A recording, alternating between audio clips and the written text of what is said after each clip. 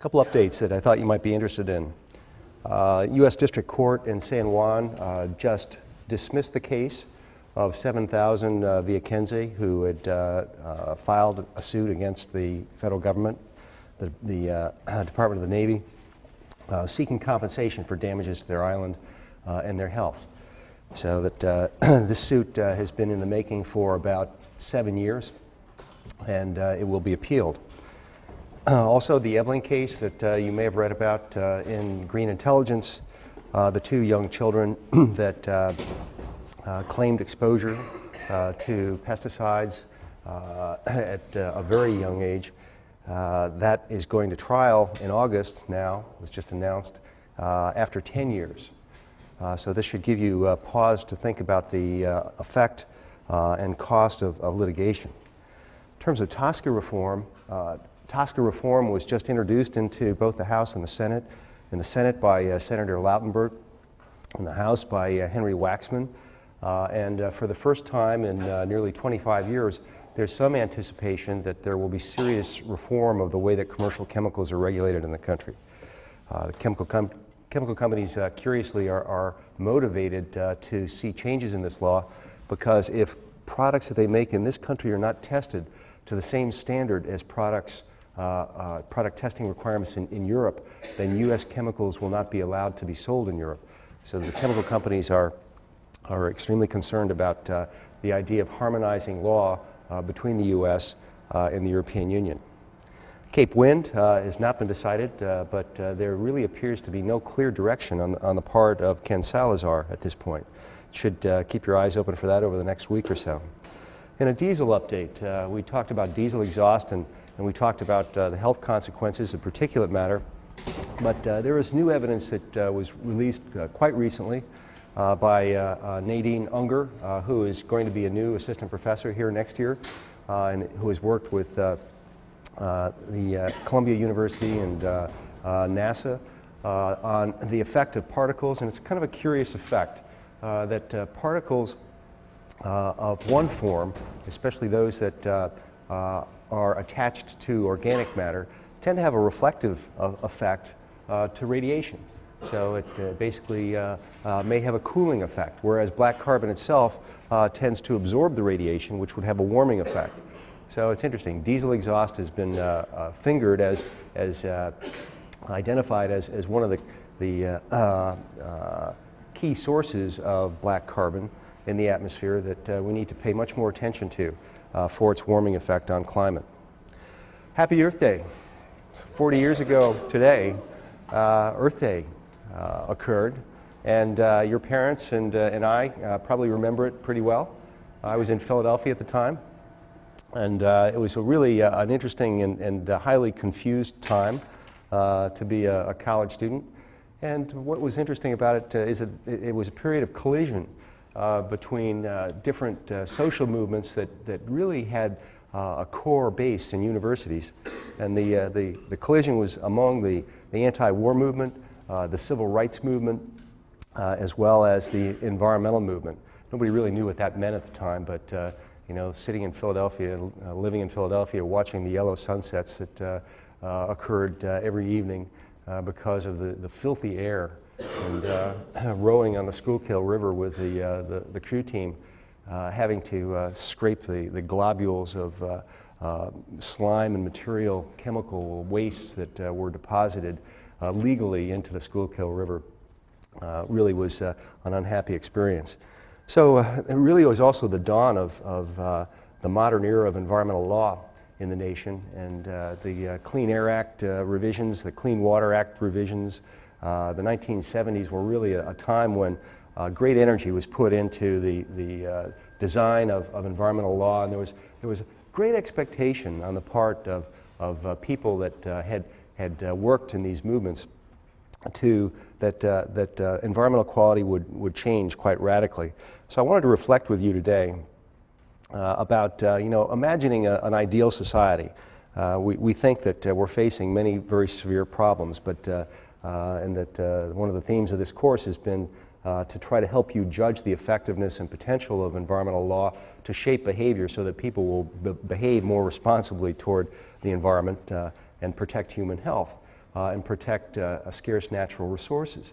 So for a moment, I'd like you to kind of step back away from your perception of all the problems that we face, and instead to have you imagine an ideal society.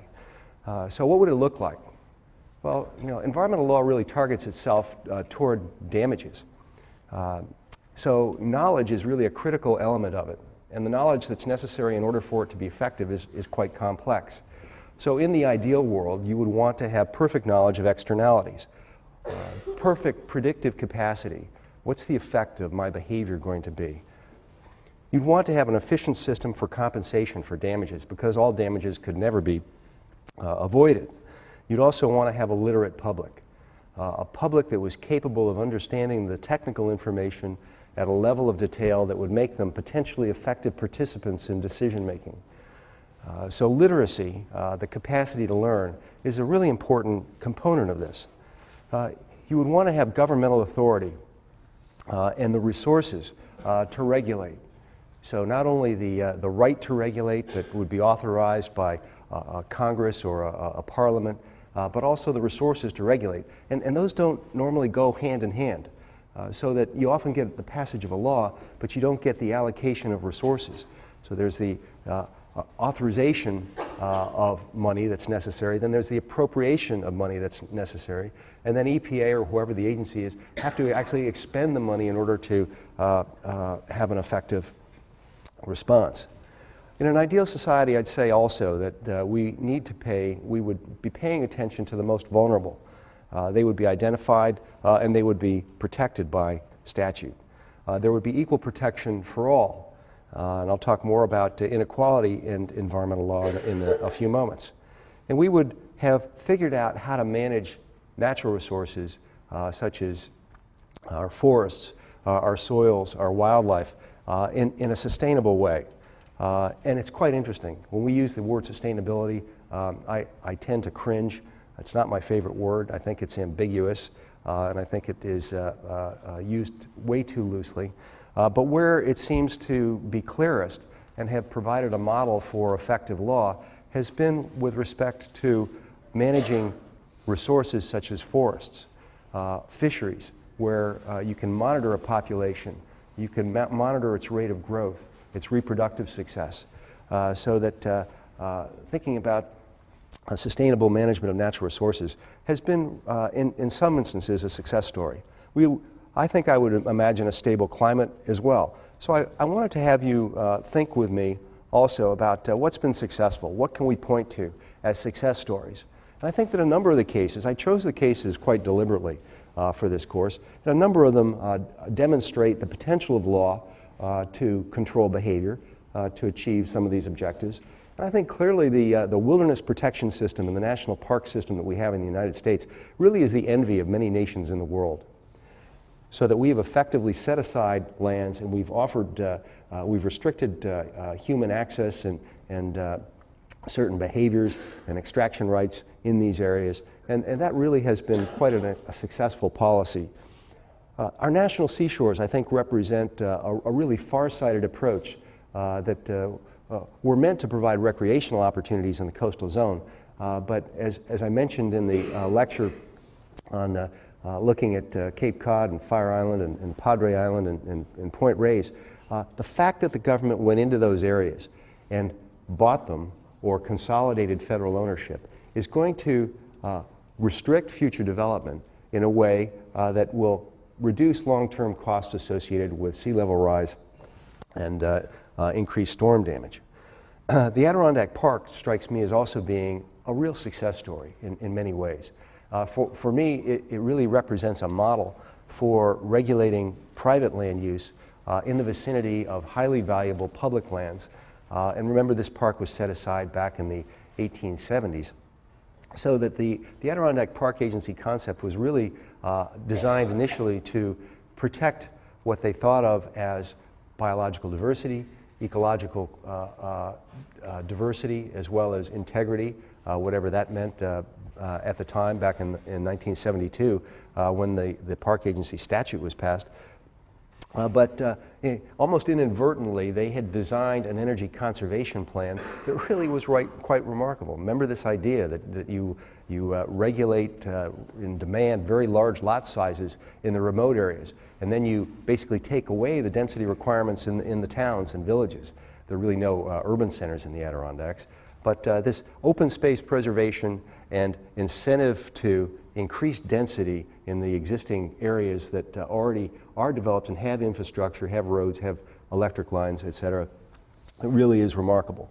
So in terms of an energy conservation strategy that one might embed into a land use plan, it really was very innovative.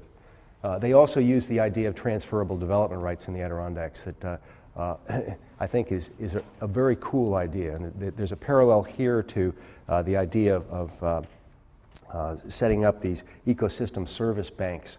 So that I wanted to give you the example of a windmill. We talked about wind energy the other day. I wanted to give you the idea that supposing you had property next to a windmill and you thought that you were being adversely affected by that. Is there a way that you might be compensated that would prevent you from litigating, that might make you more accepting of the windmill? So imagine that you set up a square around a windmill or a wind turbine, and you basically use, say, the 1,000-foot or the 300-meter distance from any property boundary that's been recommended to reduce adverse effects, so that would constitute roughly about 100 acres. Well, supposing you had a patch of people that lived adjacent to that land, what could you do for them that might make them more accepting of it? Well, one thing you could do would be to provide them with development rights, but maybe they may not want to develop on their own property, so that you could set up a bank whereby they could deposit these development rights in that bank, and then somebody who lived in a receiving zone or purchased property in a receiving zone, the receiving zone designed to increase density, say in one of these urban centers that I just mentioned, then the developer that wanted to increase the density of land that he owned or would buy in that urban zone would go to the bank and purchase the credit, so that the adjacent landowner to the turbine would be compensated and development would be encouraged to grow near existing infrastructure. So the ecosystem service banks that have grown up associated with wetlands degradation, also with stream mitigation banking, they present, I think, a real model for us to follow in the future. The SO2 cap and trade program was clearly a success in reducing sulfur dioxides and acid precipitation. And a variety of other cases that we went through in the course, I think, also demonstrate the potential effectiveness of law. The nuclear weapons testing ban back in 1963, population control. If this were Earth Day back in 1970, I remember the lectures on Earth Day back in 1970, and they were about population control. Population was thought to be the source of environmental degradation, particularly in the developing world, and population control efforts have been really quite successful. We haven't discussed population control, and I'm actually a little embarrassed to be running an environmental studies major without a demography element to it. But it really is a very important aspect of environmental degradation in terms of, and I'm as a father of children, I could think of myself as having created with my wife beautiful young children. I could also think of it as creating future consumers that are going to be spending millions of dollars buying goods and services and developing land and doing whatever that would have an adverse effect on the environment. So that the mantra back in 1970 was population control is the primary approach that we should be taking to control environmental damage. The success in pesticides associated with the chlorinated hydrocarbons, DDT, aldrin, dieldrin, chemicals that would bioaccumulate. We really learned the bioaccumulation story predominantly from strontium-90 back in the weapons testing era. But then it was repeated in the 1960s and 1970s, and these compounds were successfully phased out. It was one of the first objectives of William Ruckelshaus when he became the first administrator to the Environmental Protection Agency. And you can see in the graphs the steady decline in concentrations, not just in birds, but in fish and other wildlife, as well as in human tissues. A great success story. And that also was modeled in the history of lead. And as lead was taken out of gasoline, as lead was taken out of paint, you can see the concentrations declining in the nation's children and in other nations where lead was removed. It's really a very striking success story. Chlorinated fluorocarbons known to adversely affect the stratospheric ozone layer were removed from aerosols. PCBs were removed from transmission tower coolers and other electronics. They also had built up in bioaccumulated in wildlife as well as human tissues. The prevention of use of asbestos as a building material are tobacco regulations. We have one of the lowest adoption rates now that than has existed at any other point previous in the 20th century. And food safety.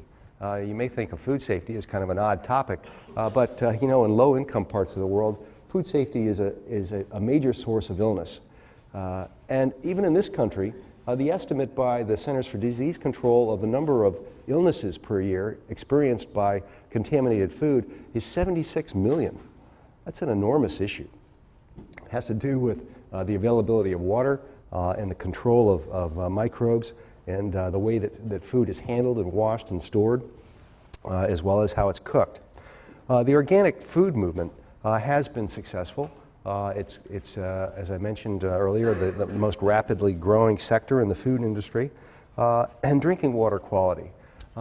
Poor drinking water quality in low-income parts of the world is a major killer. The World Health Organization estimates that well more than 1 million children die from contaminated water each year. We also suffer much less from respiratory infections.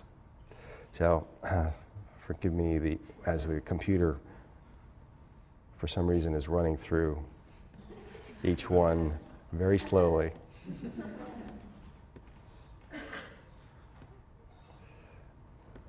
Come on. So, in contrast to where laws work well, where has it not worked well? I think fossil fuel policy has been disastrous, especially the kinds of subsidies that we've allowed the industry to receive. And I mentioned that simply the absence of investment in public transit and the enormity of the public investment in highway development and highway maintenance. Our renewable energy policy has also been a disaster.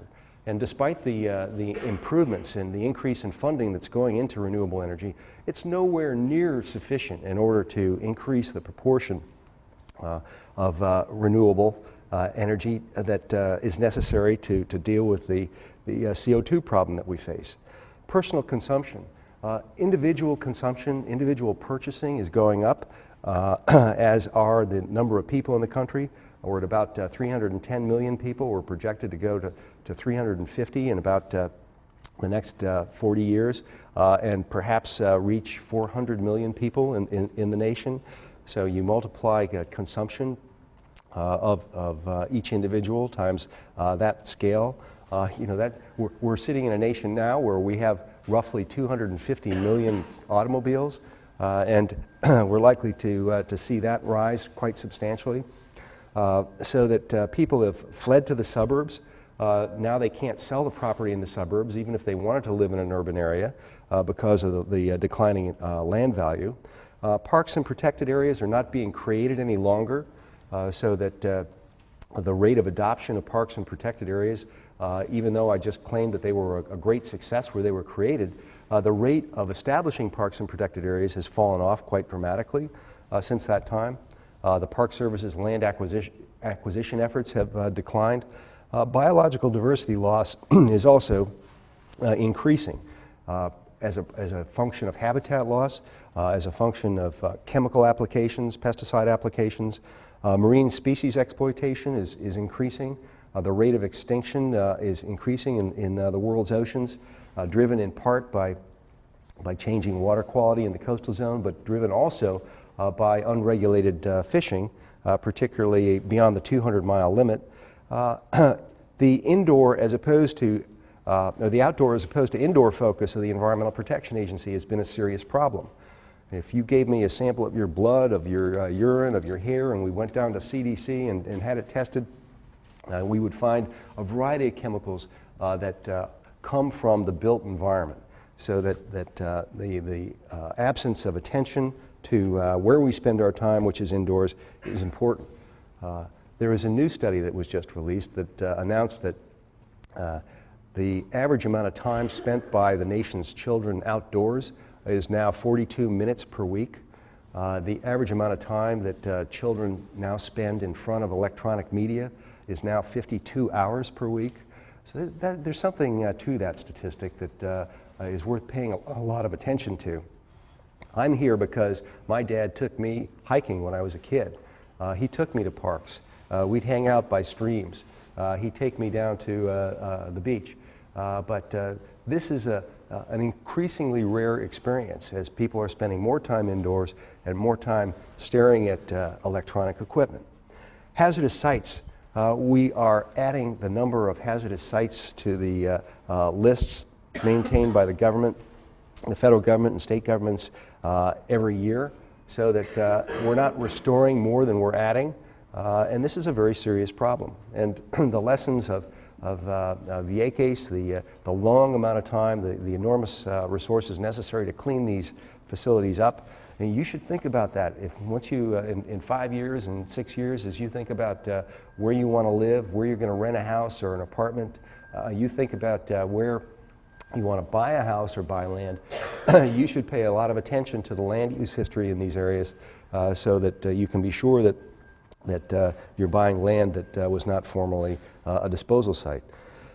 Chemicals in commerce, plastics in our bodies, and product labeling. Our product labeling is really one of the weakest among the higher income nations in the world. Another key issue that I'll talk about a little bit more in a minute is what I call narrative advantage. And if you think of the variety of different sources of our confusion about what to buy, how to behave, what energy consumption is associated with purchase of an apple as opposed to a hamburger, as you think about how much we don't know, think also about how much what we do know and how our impressions are created by the narrative advantage of the powerful, the narrative advantage of the corporations as well as government, so that they are basically framing the issue about what's worth worrying about. I wanted to also say that we did not have a chance to talk much about CO2 trading programs, but we have a very active and important one ongoing right here in Connecticut, as we're part of a 10-state plan to reduce CO2 emissions from the power plants in this region. And this was adopted as law in 9 of these states, but not in New York. And it's interesting that one energy company, the Indec Energy Company, sued the state of New York for creating cap-and-trade regulations with no statutory authority. So could New York establish cap-and-trade regulations and impose it on the utilities in its state without statutory authority? So this case is still pending. The other states have adopted this approach. And so that for all the utilities, or for the largest utilities that contribute CO2 in this region, there has been a ceiling that has been established.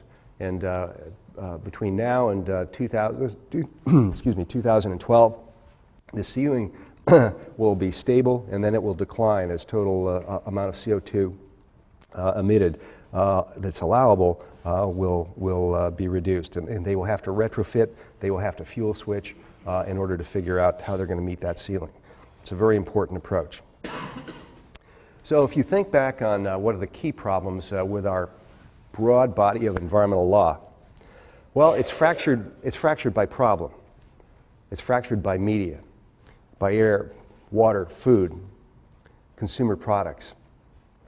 And often these problems evolved case-by-case and motivated political action in individual states, or motivated the legislators in those individual states to approach Congress and suggest that, you know, this is an example of a problem that exists in every state. We should pass national law to address it. But each law is set up very differently. It was not set up based upon a certain set of overriding guiding principles, such as exist in the European Union. And I'm going to make a few comparisons in a few moments to European environmental law by contrast. It's fractured by level of government. So we have law that is established by local governments, state governments, and the federal government that is often incompatible, and it's extremely confusing for those that want to develop, such as the wind turbine farm, Cape Wind, up in Massachusetts. It's a classic example of regulatory confusion and the litigation and delay and cost that ensues. We have little surveillance at the scale that's relevant to the individual, and something that we have not spoken about that's really important is that environmental monitoring responsibilities and surveillance responsibilities have largely been delegated to those that are regulated over the past several decades by the Environmental Protection Agency. So that's an interesting idea. I mean, if you are, say, the maker of benzene, you are responsible to report your benzene emissions from your smokestacks to the Environmental Protection Agency. There's no one else that is independent that monitors it, or is there no monitoring equipment that reports directly to the Environmental Protection Agency? So thinking about the way that the surveillance system is set up is really critical to the long-term effectiveness of environmental law. The next point is the pace of regulation. And I mentioned the pace of litigation a few moments ago. The pace of regulation is often slower than litigation. So that you would want a system, ideally, to be responsive to newfound evidence of risk.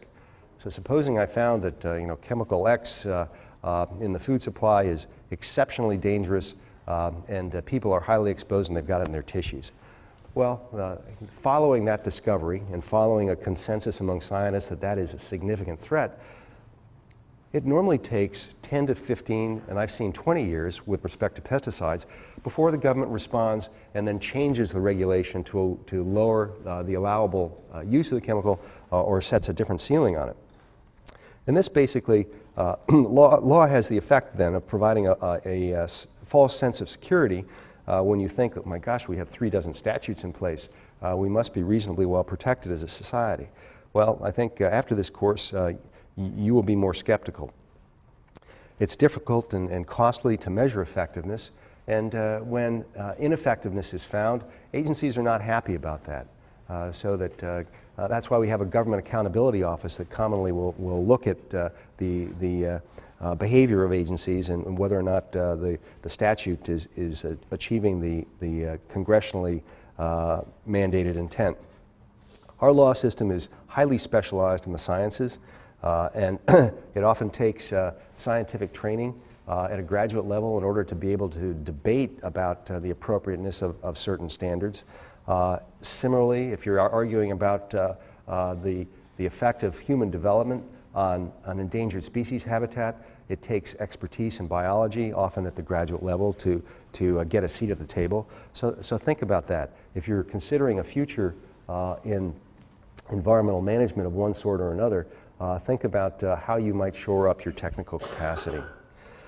It's highly centralized in decision making. It's really difficult in order to participate in decision making at the federal level of government. There are action channels and there are groups of people that are well known to the regulators that play a disproportionate role in making choices that have a much more highly distributed effect.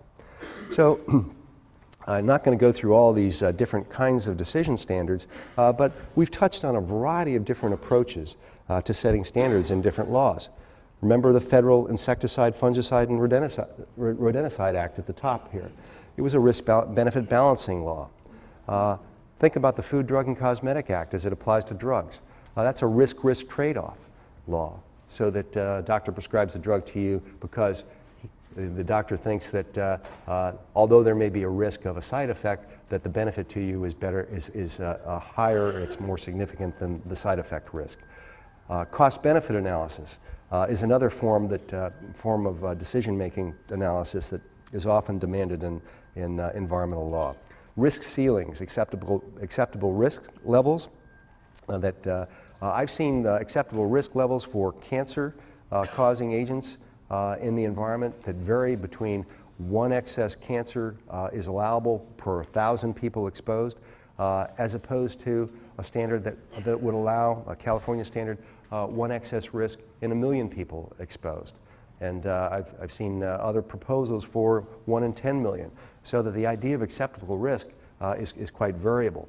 And it can have an enormous effect on the allowable concentration of a compound out there in the environment. The sustainable yield definition. There's the Multiple Use and Sustainable Yield Act that applies to the U.S. Forest Service.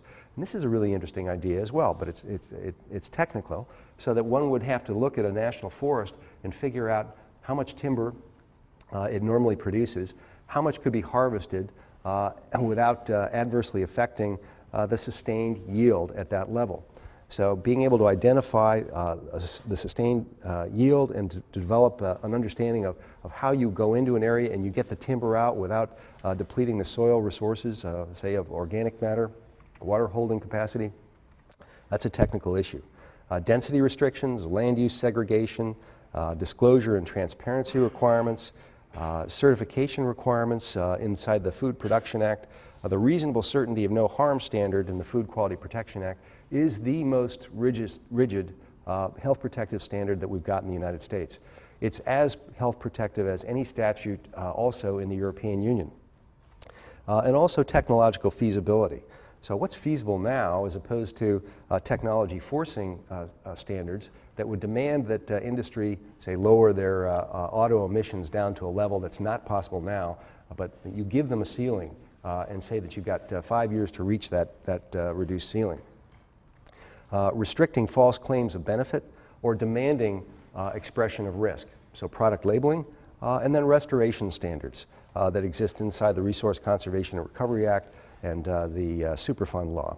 So that there are different forms of standards, different decision-making criteria and analyses across these laws. I wanted to compare for just a couple of minutes some key principles of law. So I just said that U.S. law has evolved incrementally in a patchwork quilt fashion with a variety of these different standards that were in the last slide. How about European law?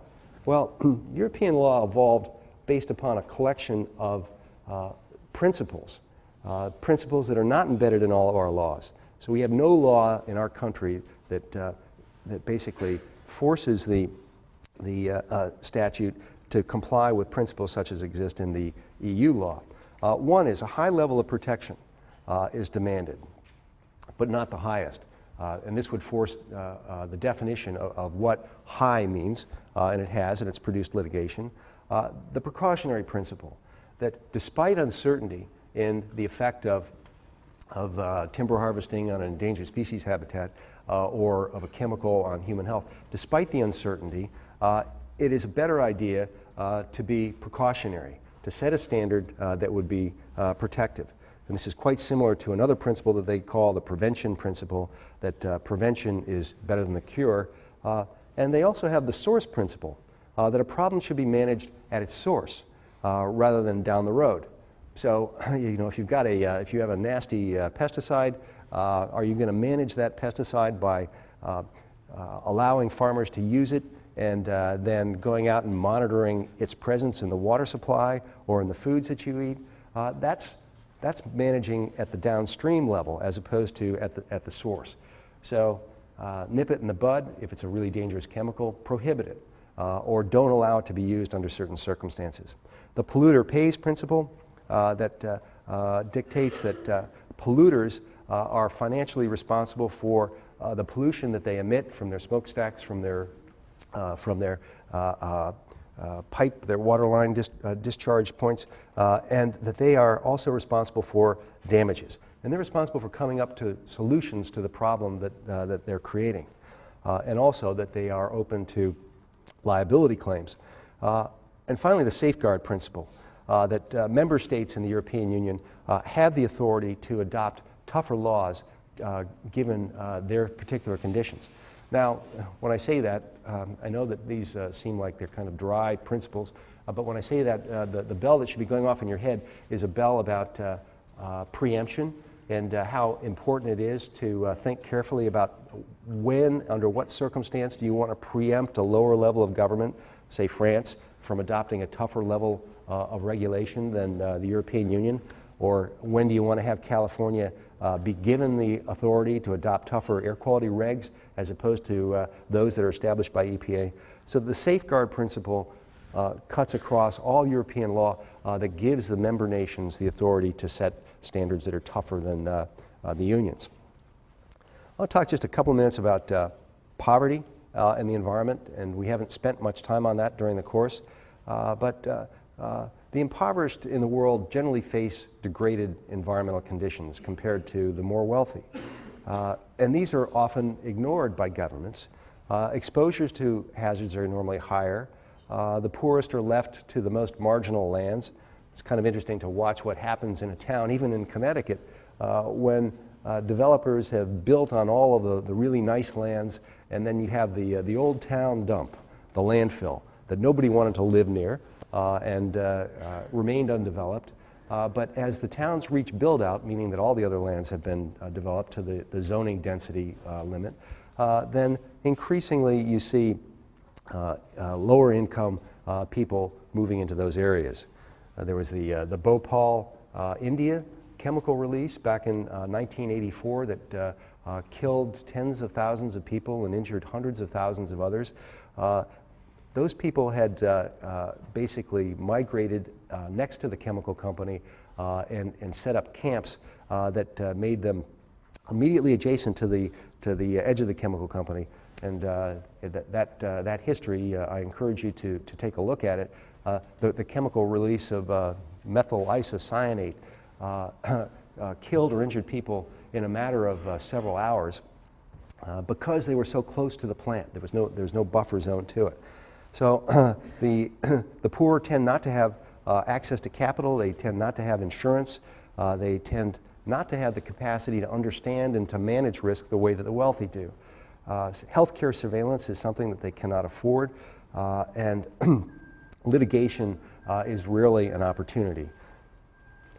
So as you think about the relationship between environmental problems and the fascination and the drive that our nation has to grow, to produce more, to consume more, to become wealthier, I want you to think more carefully about this. I want you to think about whether or not this fascination with growth of bigger is better really is something that we need to confront more directly. The ethical effects of pursuing more wealth really have a variety of dimensions. So that as you think about your own behavior, your own pattern of consumption, if you think about whether or not you really need that next iPod, the next iPhone, or the next iPhone app, if you think about the kinds of foods you want to buy in the marketplace, you can start thinking about these as ethical choices and about how they may cause a distributional pattern of costs and benefits out in ways that may not be easily identified. So as wealth increases, the opposite argument might go. So do the following. Control over modes of production. Control over labor and providing labor with certain rights that they might not have had. So wealthier nations tend to have higher protective standards for labor. They have higher standards for the control of materials as another mode of production, component of the mode of production, as well as regulations on the use of capital. And the wealthier nations in the world also have more control and accountability that's demanded of government. They have higher education, higher capacity to identify risk, and as wealth increases, environmental controls, regulations become more sophisticated, as does the capacity to buy insurance, access to health care, and the capacity to select risks and avoid them. So, one idea, thinking about whether or not there is a trickle-down effect. So as the world becomes wealthier, as the high-income nations become wealthier, is there going to be a trickle-down effect? Or should we systematically think about how we might redistribute wealth, knowledge, authority, and a sense of a collective ethic? And will this be a stairway to improved environmental quality and human health?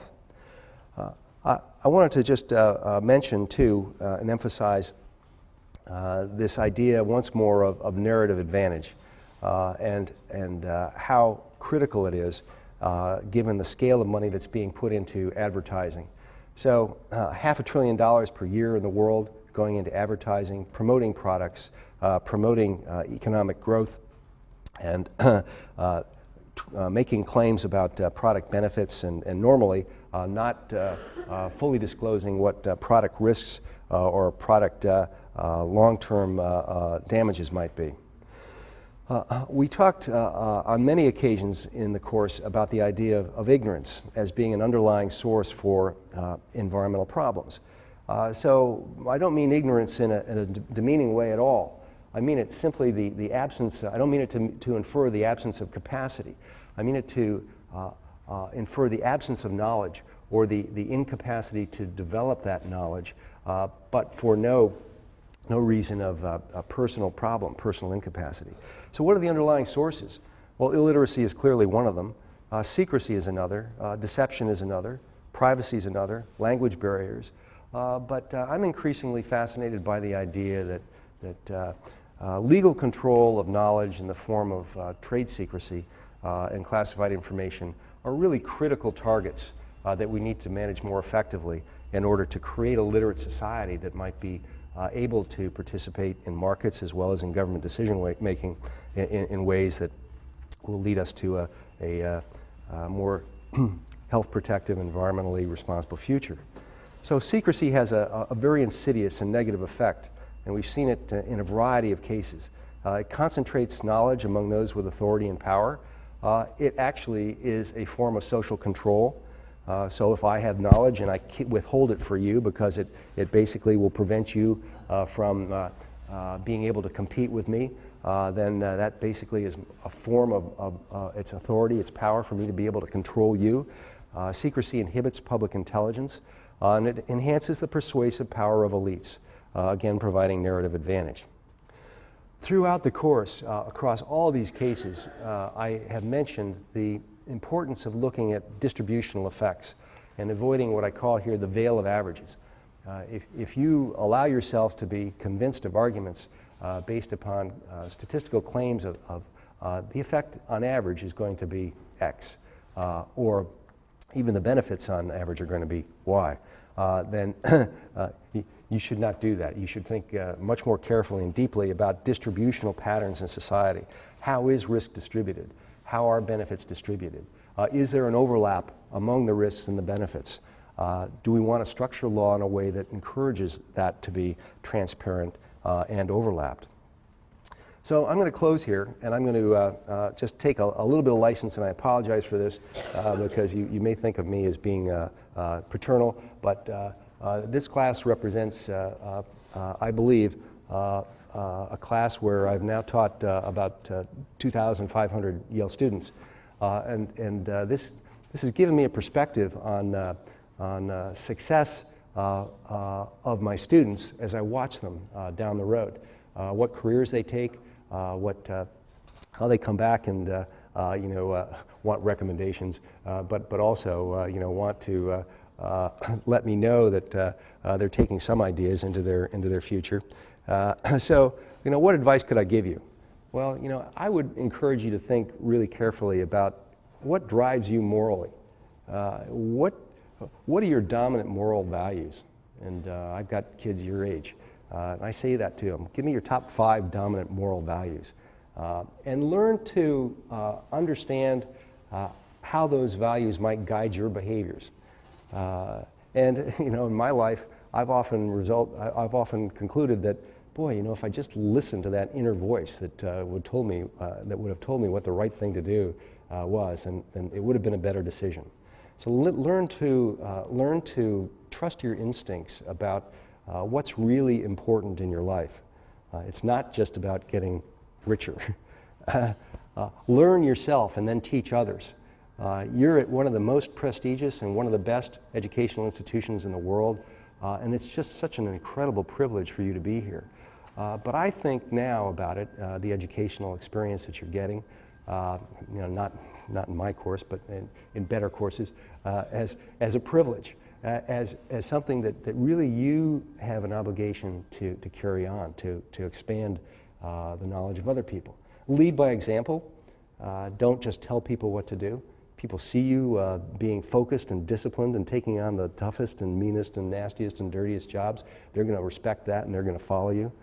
So focus and discipline is really a key to success. I would encourage you to reduce your access or your reliance on electronic media. I see students walking down the road, you know, holding their cell phones in front of them. No conversations at all. I mean, the value of conversation is enormous compared to the value of communication via electronic media. Body language, understanding how emotion and rationality are mixed up in language. You don't get that from Twitter. You don't get that from emailing people. So I'd encourage you to think carefully about the amount of time that you spend your life in that way. I worry a lot about what's going to happen in future generations because of the way that your generation and those younger are spending their time. Not going out and not experiencing the wild, not experiencing the natural. I mean, I can't imagine that people would have the passion to care about the wild and the natural, or the pure, the chemical-free, if they had not experienced it themselves. So, and that's the reason that I take my classes out to the Adirondacks, or I've taken them to Wyoming or to other places, because many people just don't have that experience. They were not lucky enough to have the experience I had when I was a kid. Consume what you need. Think really carefully about what you need, and you know, how much space do you need? You know, my argument with Croon Hall. You know, how much cubic feet of space do you really need per person in Croon Hall as I look up at that 40-foot high ceiling? Yes, it's grand. Architecturally, it's a wonderful aesthetic experience. But in the new age of being concerned about energy consumption and renewables, is that a luxury that we can really afford? Know what you're consuming. You know, if anything, you should walk away from this course being skeptical about this issue. It's hard to do. What's in your environment? You know, what do you need to protect yourself against? Drive less. Self-propel yourself more. It's not only good for the climate, it's great for your health. You remember the design of that Centers for Disease Control building, specifically designed with that staircase that is beautiful. Beautiful staircase with light glass panes going up the side of the stairwell that encourages everybody to get to their office up on the 7th or 8th floor by walking up the steps, as opposed to taking the elevator that's in the back of the building. Become politically active regardless of your party. Show up. It's really pretty remarkable, and you know, I hesitate to say this in a class where, you know, I know a bunch of you have not shown up all the time, but a lot of success is involved in the social relationships that you develop just by showing up and paying attention. You know, I have thought long and hard whether or not I wanted to adopt Harvard Law School's prohibition of the use of laptops in the classroom, and I've decided not to do that.